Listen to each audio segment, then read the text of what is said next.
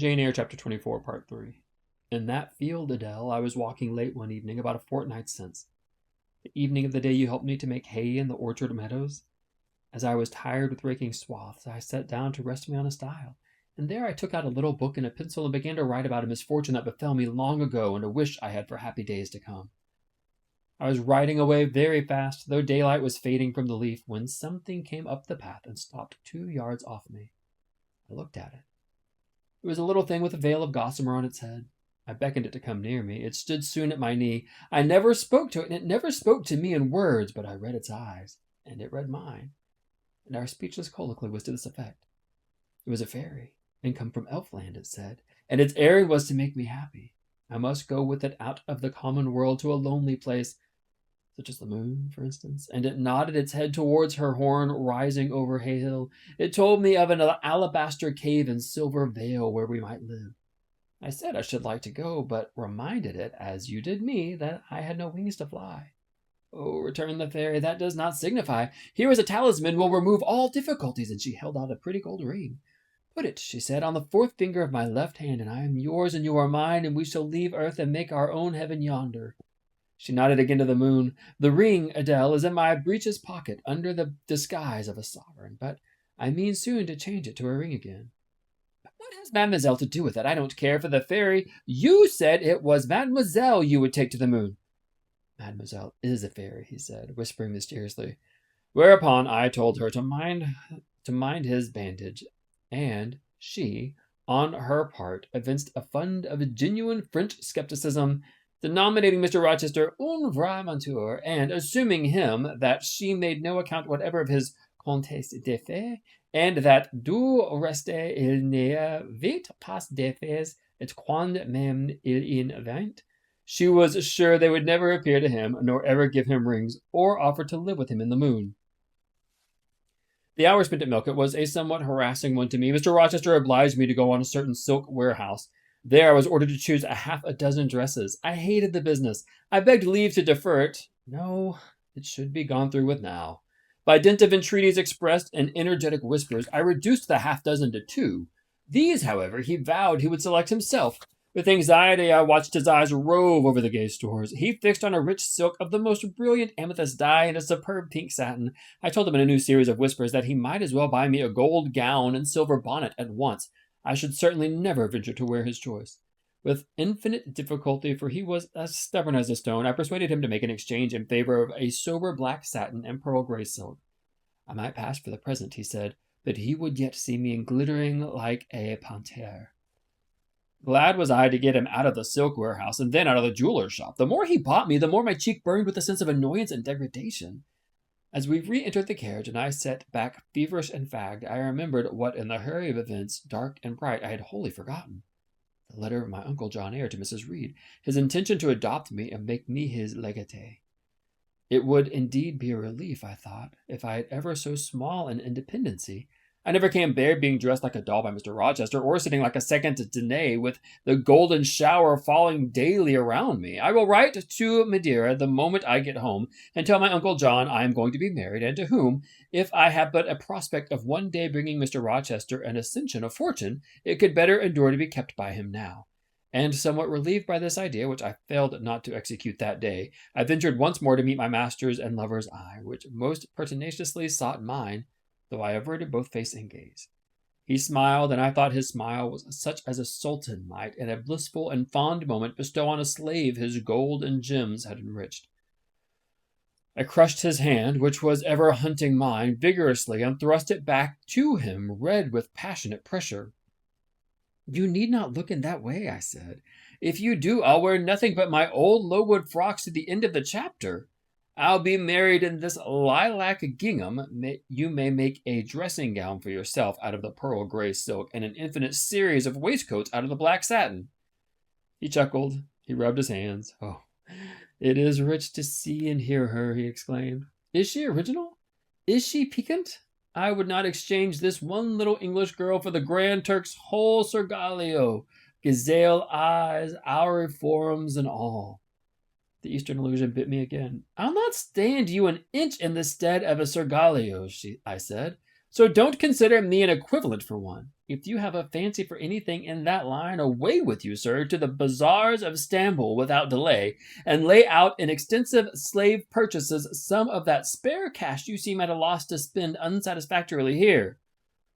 And what will you do, Janet, while I am bargaining for so many tons of flesh and such an assortment of black eyes? I'll be preparing myself to go out as a missionary to preach liberty to them that are enslaved, your harem inmates against the rest. I'll get admitted there, and I'll stir up mutiny, and you three-tailed bashaw as you are, sir, shall in a trice find yourself fettered amongst our hands. Nor will I, for one, consent to cut your bonds till you have signed a charter, the most liberal that despot ever was conferred. I would consent to be at your mercy, Jane. I would have no mercy, Mr. Rochester, if you supplicated for it with an eye like that. While you looked so, I should be certain that whatever charter you might grant under coercion, your first act, when released, would be to violate its conditions. Why, Jane, what would you have? I fear you will compel me to go through a private marriage ceremony. Besides, you performed at the altar. You will stipulate, I see, for peculiar terms. What will they be? I only want an easy mind, sir, not crushed by crowded obligations. Do you remember what you said of Céline Varens, of the diamonds, the cashmeres you gave her? I will not be your English Céline Varens. I shall continue to act as Adèle's governess. By that I shall earn my board and lodging, and £30 a year besides. I'll furnish my own wardrobe out of that money, and you shall give me nothing but... Well, but what? Your regard. And if I give you mine in return, that debt will be quit. Well, for cool native impudence and pure innate pride you haven't your equal, said he. We were now approaching Thornfield. Will it please you to dine with me today? He asked, as we re-entered the gates. No, thank you, sir. And what for no thank you, if one may inquire? I never have dined with you, sir, and I see no reason why I should now, till what? You delight in half-phrases. Till I can't help it. Do you suppose I eat like an ogre or a ghoul, that you dread being in the companion of my rapist? I have formed no supposition of the subject, sir, but I want to go on as usual for another month. You will give up your governessing slavery at once. Indeed, begging your pardon, sir, I shall not. I shall just go on with it as usual. I shall keep out of your way all day, as I have been accustomed to do. You may send for me in the evening when you feel disposed of me, and I will come then, but at no other time. I want to smoke, Jane, or a pinch of snuff to comfort me under all this. Pour me donner une continence, as Adèle would say, and unfortunately I have neither my cigar case nor my snuff-box. But, listen, whisper, it is your time now, little tyrant, but it will be mine presently, and when I once have fairly seized you, to hold you, I'll just, figuratively speaking, attach you to a chain like this, touching his watch-guard. Yes, bonny wee thing, I'll wear you in my bosom, lest my jewel I should tine. He said this as he helped me to alight from the carriage, and while he afterwards lifted out Adèle, I entered the house and made good my retreat upstairs. He duly summoned me to his presence in the evening. I had prepared my occupation for him, for I was determined not to spend the whole time in a tete-a-tete conversation. I remembered with fine voice. I knew he liked to sing. Good singers generally do. I was no vocalist myself, and in this fastidious judgment no musician either, but I delighted in listening when the performance was good. No sooner had twilight, the hour of romance, begun to lower her blue and starry banner over the lattice than I arose, opened the piano, and entreated him for the love of heaven to give me a song. He said I was a capricious witch, and that he would rather sing another time, but I averred that no time was like the present. Did I like his voice, he asked. Very much. I was not fond of pampering his susceptible vanity of his, but for once and from motives of expediency I would e'en soothe and stimulate it. Then, Jane, you must play the accompaniment. Very well, sir, I will try. I did try, but was presently swept off the stool and denominated a little bungler. Being pushed unceremoniously to one side, which was precisely what I wished, he usurped my place and proceeded to accompany himself, for he could play as well as sing. I hied me to the window recess, and while I sat there and looked out at the still trees and dimmed lawn, to a sweet air was sung in mellow tones the following strain. The truest love that ever heart felt at its kindled core did through each vein and quickened start the tide of being pour. Her coming was my hope each day, her parting was my pain. The chance that did her steps delay was ice in every vein. I dreamed it would be nameless bliss as I loved to be, and to this object did I press as blind as eagerly. But wide as pathless was the space that lay our lives between, and dangerous as the foamy race of ocean surges green, and haunted as a robber path through wilderness or wood, for might and right and woe and wrath between our spirits stood. I dangers dared, I hindrance scorned, I omens did defy, whatever menaced, harassed, warned, I passed impetuous by. On sped my rainbow fast as light, I flew as in a dream, for glorious rose upon my sight that child of shower and gleam. Still bright on the clouds of suffering dim shines that soft solemn joy, nor care I now how dense and grim disasters gather nigh. I care not in this moment sweet, though all I have rushed o'er should come on pinion strong and fleet, proclaiming vengeance sore. Though haughty hate should strike me down, right bar approach to me, and grinding might with furious frown swear endless enmity. My love was placed her little hand with noble faith in mine, and vowed that wedlock's sacred band our natures shall entwine. My love has sworn with sealing kiss with me to live, to die. I have at last my nameless bliss, as I loved am I. He rose and came towards me, and I saw his face all kindled and full falcon eye, flashing in tenderness and passion in every lineament. I quailed momentarily, then I rallied. Soft scene, daring demonstration I would not have, and I stood in peril of both. A weapon of defense must be prepared. I wetted my tongue as he reached me. I asked with asperity whom he was going to marry now. That was a strange question to be put by his darling Jane. Indeed, I considered it a very natural and necessary one. He had talked of his future wife dying with him. What did he mean by such a pagan idea? I had no intention of dying with him. He might depend on that. Oh, all he longed, all he prayed for was that I might live with him. Death was not such as I. Indeed it was. I had as good a right to die when my time came as he had, but I should bide that time and not be hurried away in a cité. Would I forgive him for the selfish idea and prove my pardon by a reconciling kiss? No, I would rather be excused. Here I heard myself apostrophed as a hard little thing, and it was added any other woman would have been melted to marrow at hearing such stanzas crooned in her praise. I assured him I was naturally hard, very flinty, and that he would often find me so, and that moreover I was determined to show him divers rugged points in my character before the ensuing 4 weeks elapsed. He should know fully what sort of bargain he had made while there was yet time to rescind it.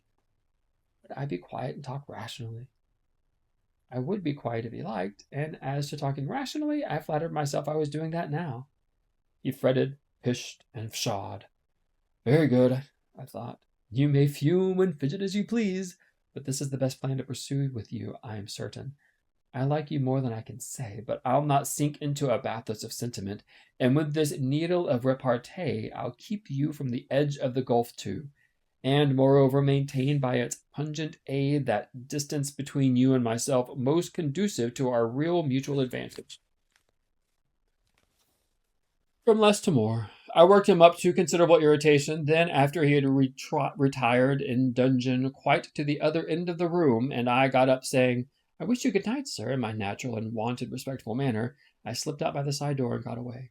The system thus entered on, I pursued during the whole season of probation, and with the best success. He was kept, to be sure, rather cross and crusty, but on the whole I could see he was excellently entertained, and that a lamb-like submission and turtle-dove sensibility, while fostering his despotism more, would have pleased his judgment, satisfied his common sense, and even suited his taste less. In other people's presence I was, as formerly, deferential and quiet, any other line of conduct being uncalled for. It was only in the evening conferences I thus thwarted and afflicted him. He continued to send for me punctually the moment the clock struck 7, though when I prepared before him now, he had no such honeyed terms as love and darling on his lips. The best words at my service were provoking puppet, malicious elf, sprite, changeling, etc. For caresses, too, I now got grimaces. For a pressure of the hand, a pinch on the arm. For a kiss on the cheek, a severe tweak of the ear. It was all right. At present, I decidedly preferred these fierce favors to anything more tender. Mrs. Fairfax, I saw, approved me. Her anxiety on my account vanished. Therefore I was certain I did well. Meanwhile, Mr. Rochester affirmed I was wearing him to skin and bone and threatened awful vengeance for my present conduct at some period fast coming. I laughed in my sleeve at his menaces. I can give you in reasonable check now, I reflected, and I don't doubt to be able to do it hereafter. If one expedient loses its virtue, another must be devised. Yet, after all, my task was not an easy one. Often I would rather have pleased than teased him. My future husband was becoming to me my whole world, and more than the world, almost my hope of heaven. He stood between me and my every thought of religion, as an eclipse intervenes between man and the broad sun. I could not, in those days, see God for his creature, of whom I had made an idol.